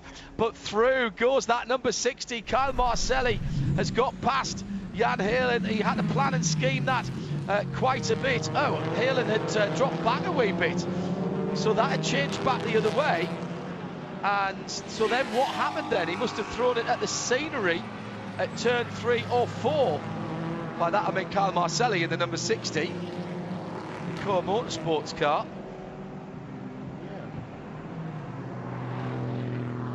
Very odd. No, sorry, I know what I've done. I was watching a replay and then we came back to real time on the screen in front of me. So that was about a lap ago that we saw that side by side. Excuse me, Jeremy. 19 minutes to go, but that is then a change of position with Kyle Marcelli now 6 seconds behind Phil Ellis for Winward Racing, who is 4 seconds behind Trent Hinman for Archangel Motorsports, who is 1 second behind Dylan Murray for Riley, who is about 1.3 behind Robbie Foley, who's 2 behind Oberlin, who's still 44.5 seconds behind the lead car, Sebastian Priaulx, which has come into the pit here, Adam. 24 seconds worth of fuel went into that car, and the car has now been released. It's going to be very tight as Bill Oberlin is now coming around the exit of 17 onto the front straight. The Ford, which pits all the way down at the pit-in end of things, is just now going by the pit exit. Watch for the blue. Take the speed limit. There he goes. There goes Oberlin. Oberlin goes through. Here comes Foley. It's still going to be a net gain, I reckon, for the Motorcraft car. Yeah, second place. Second place with 18 minutes to go, and Sebastian Priaulx will have to fight just a little bit, and there's a bit of a side swipe between the BMW and the Mustang. He would have lost a tiny bit of temperature from his Michelin tyres. How close? That was much closer than I thought, Jeremy, and it's very close now as Robbie Foley putting the chrome horn to the back bumper of the Motorsport car, the Ford Multimatic Motorsport car, and right in there as well is the Wins car. So second, third and fourth now a 12-wheeled train heading up the climbing S's. Yeah, not too far behind him. Also is Trent Hinman. That's really frustrating for Robbie Foley though, because he was inching closer and closer to Bill Oberlin there. He was within 2 seconds as he came across the line, but getting stuck behind the Ford there has cost him a fair bit of ground, and that's going to be awfully difficult for him to make up. And Bill Oberlin will be breathing a huge sigh of relief. Seemed to have put a lot of fuel in that car for a 17-minute run to the flag.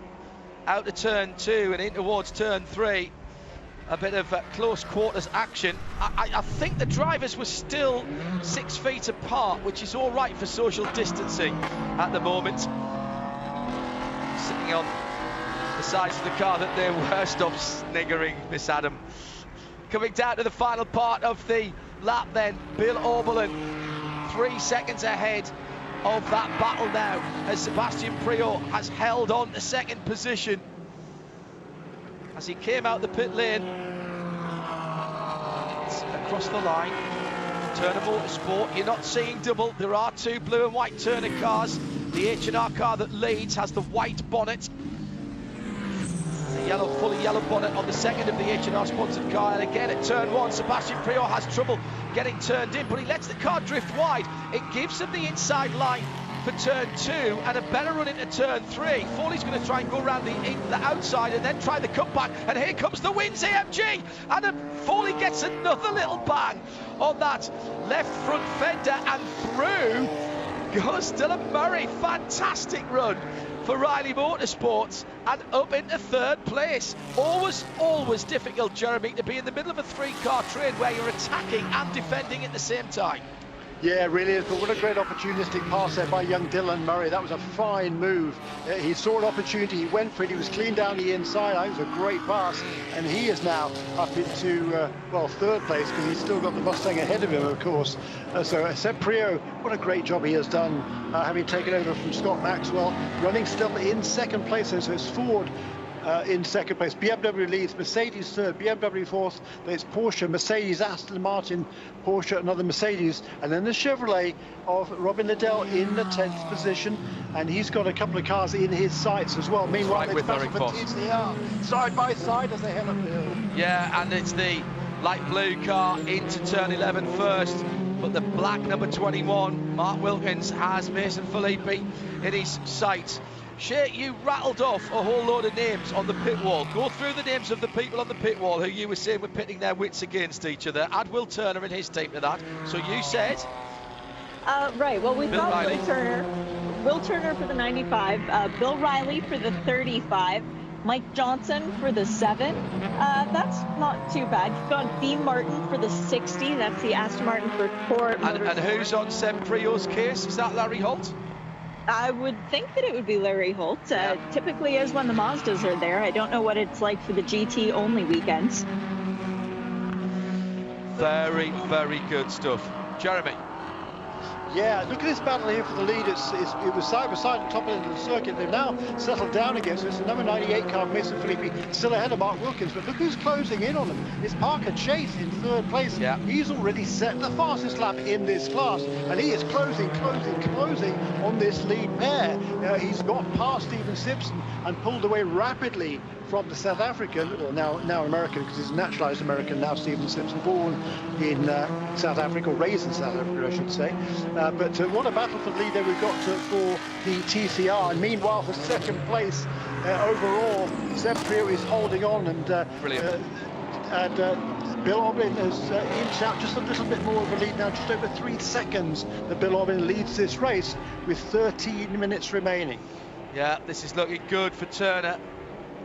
1st and 3rd at the moment. By the way, Parker Chase closing in, as Jeremy said, and that incident at the top of the roller coaster a wee while back was investigated by race control, thanks to Shea, and I did scroll back to check on the race control.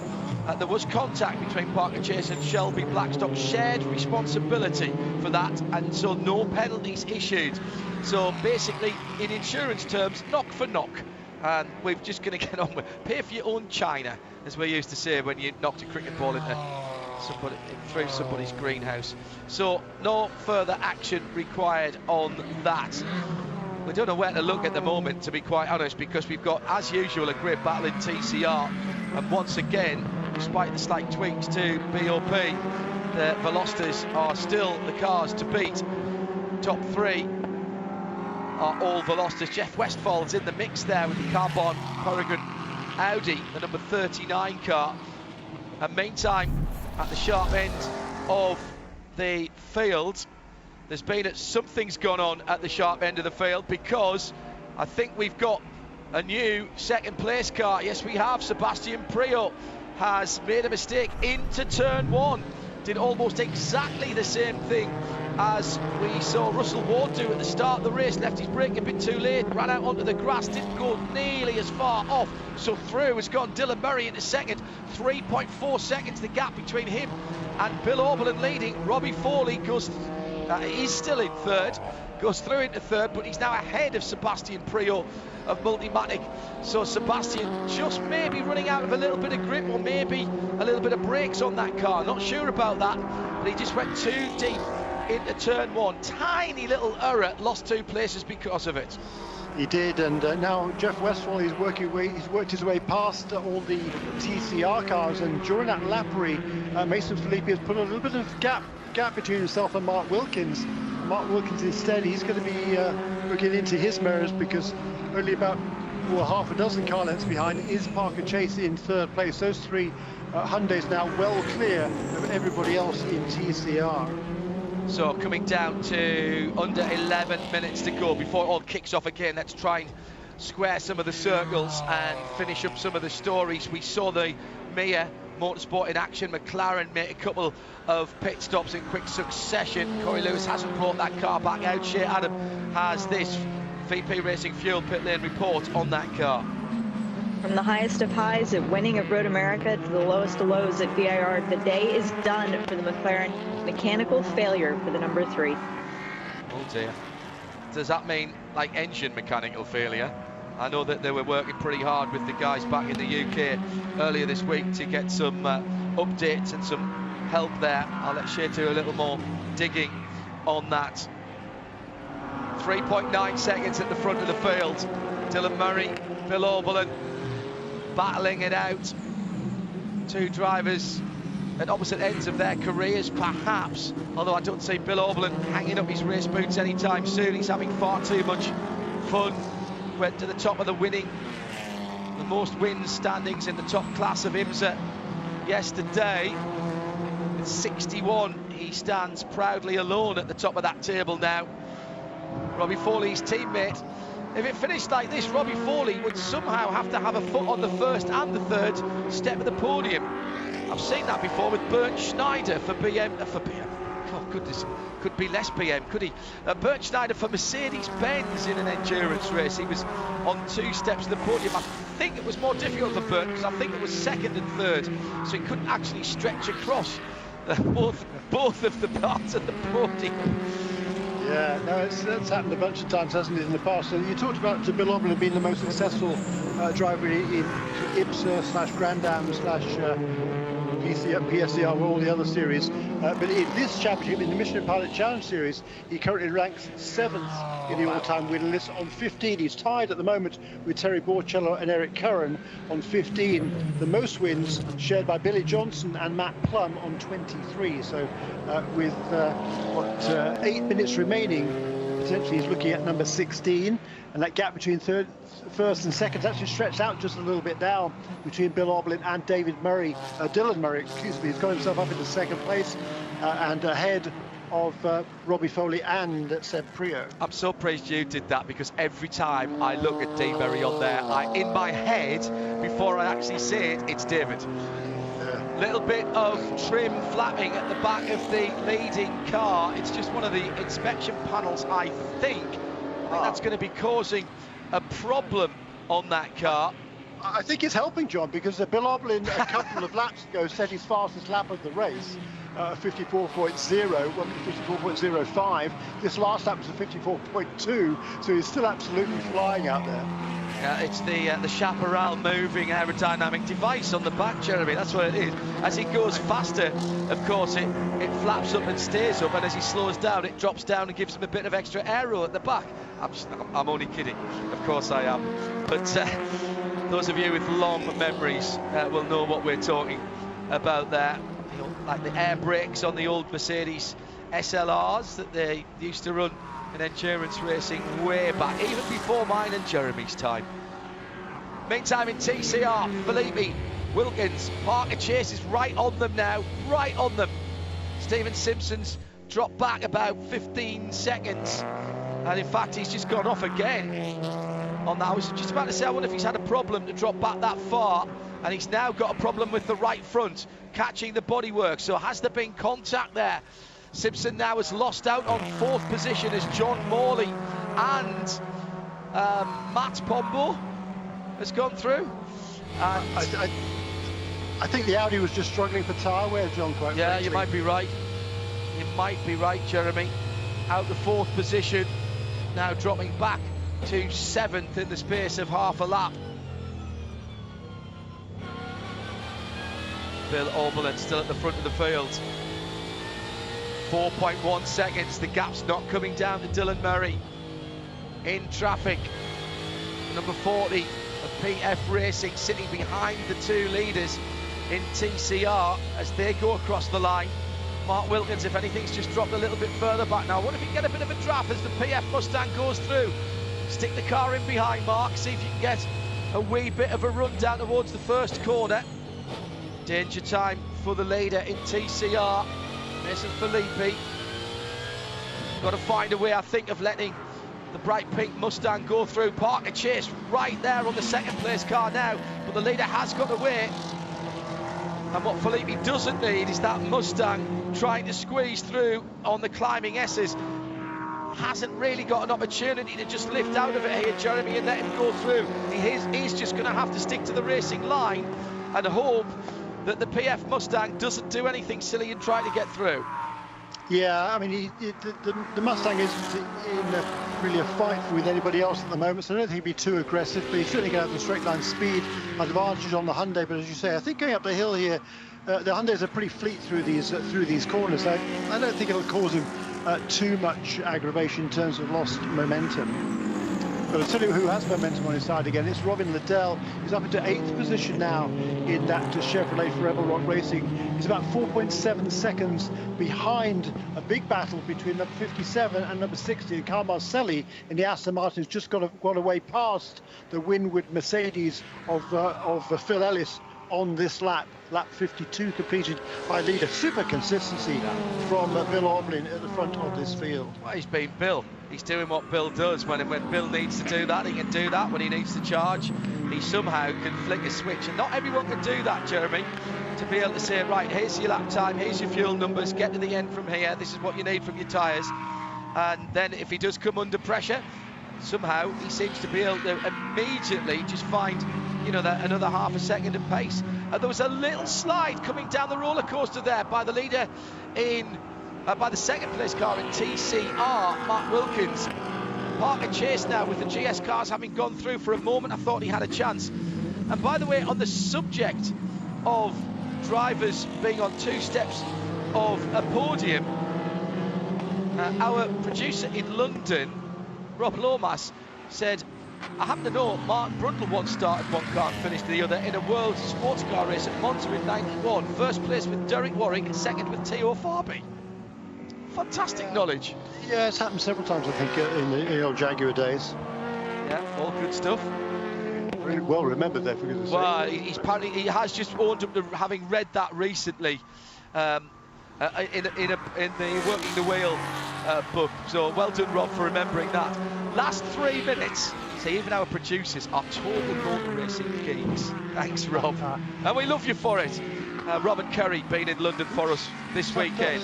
Just in front of the battle for first and second, which has come back together in TCR. Make that first, second and third is that lead that Mason Filippi had has evaporated as the GS cars that were having their own battle have gone through. And now we've got all 3 of them coming out of turn 12 onto the back straight. That's the Oak Tree corner. And Parker Chase will be getting a bit of a drag here from the 2 cars ahead of him. Can he use that to get close? They're just not close enough, I don't think, for a shot at an out-braking manoeuvre into the top of the hill at the top of the roller coaster. But who knows? Turn 1. Maybe. Just maybe. Yeah, back to that Chevrolet of Robin Liddell. He's closing pretty much a second a lap on that Phil Ellis, who's ahead of him now, and just ahead of Phil Ellis, having made the pass previous lap, was Carl Marcelli. So top 6 is not out of the offing here for Robin Liddell, despite that drive-through penalty. Well, and I mean, what, 32 Woulda, seconds. coulda, shoulda. Yeah, I know. I mean, if you look at 32 seconds from where Robin is. He's only 22 seconds off the lead, you know, and it's been green since then. It has been green since then. The way they pitted, remember they were the first ones to pit, so you've got to say it's been pretty tight. A minute and a half to go. So there'll be 2 more laps then. Will there? Well, yeah, they've got the white flag this time round.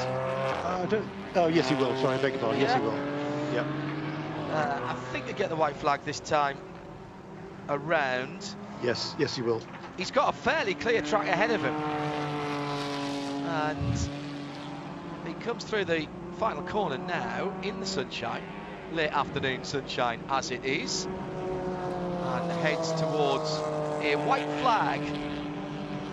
It's Tony who's waving that on the start-finish line. Hello to Dennis and Tony, who share the duties on the start-finish line as our main flag marshals, flaggers. So, last lap for Bill Oberlin. Flapping, flap, flap, flap, flap, flap. Not the foxtail, but the little inspection panel at the back.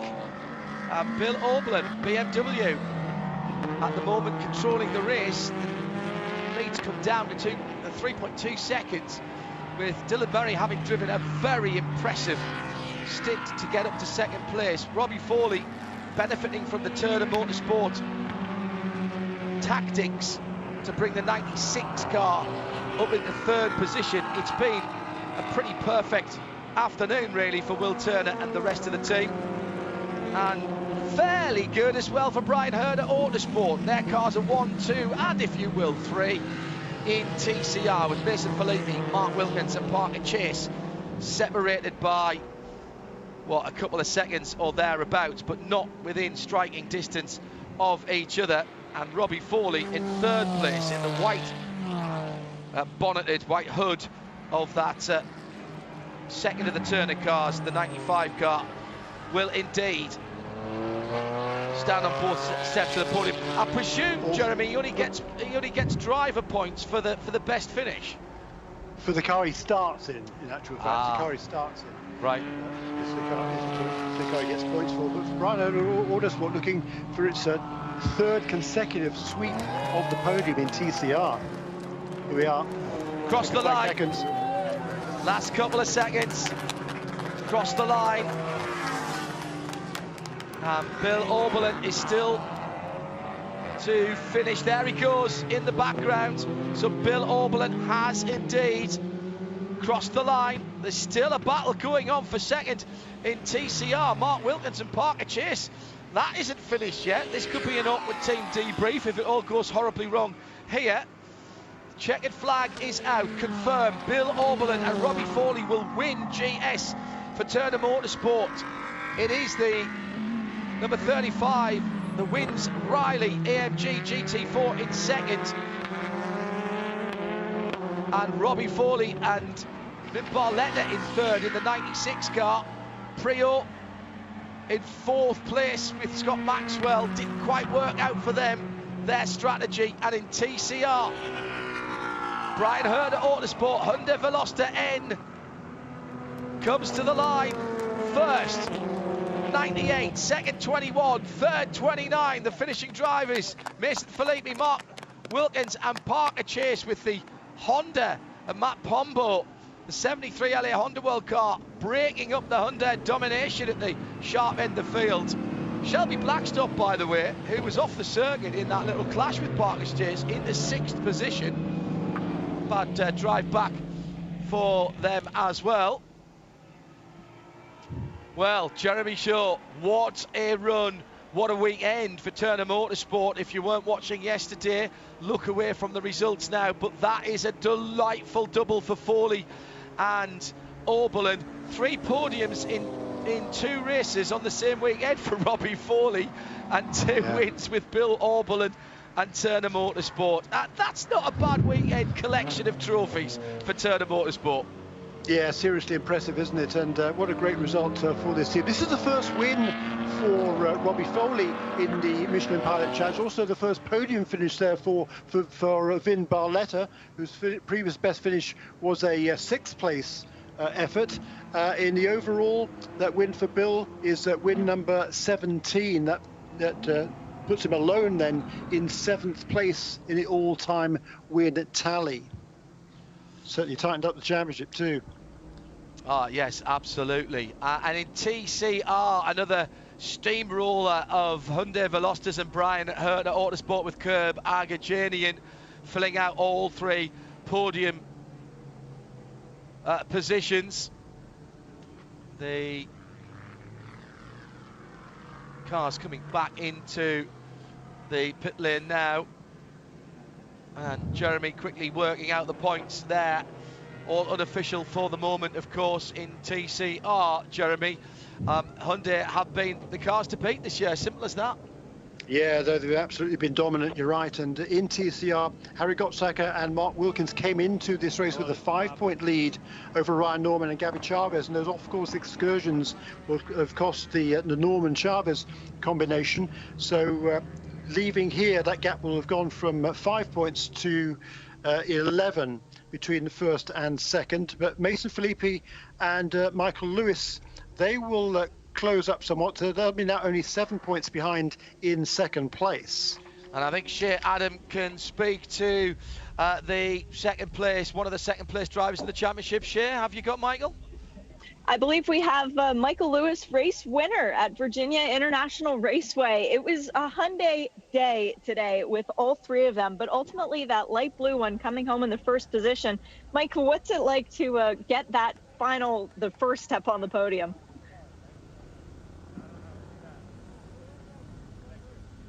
I think we're having some trouble connecting to Michael. I know that the cell phone signal's a little bit spotty there. Can you hear us, Michael? Nope, we lost him. Definitely heard him a moment or 2 ago. That will put them, as you heard there, up into second place in the championship.